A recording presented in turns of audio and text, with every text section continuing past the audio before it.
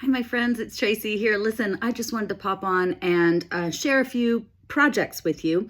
There's some of you that are still out there on the fence about joining the Artsy Albums Hive, and I just wanted to show you what we're doing in the Hive so that you get a better idea of what kind of projects we're having fun creating together. So one of the first projects that we did in the Hive membership was this cute little folio project. We put this together, we all used our own stash of supplies, and then we shared them in the group. So no purchase, everybody just pulled from their stash and we created that little folio. We did the same thing with this 12 by 12 page, super cute, and with this 12 by 12 page. So those are all some of the examples of some of the free classes we're doing. We also are working on our This Is Me project, which is an album that is all about ourselves, and it's a really fun project. Again, we're using our own supplies. There's no purchase necessary other than the Hive membership for doing these projects with me live in the Hive membership.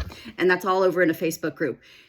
The last thing I wanted to share with you was there was an exclusive kit that I prepared only for the Hive members. And I know you guys have seen my project like this from back when I did it for a Doodlebug Design Team project. This I did exclusively for Hive members this past week.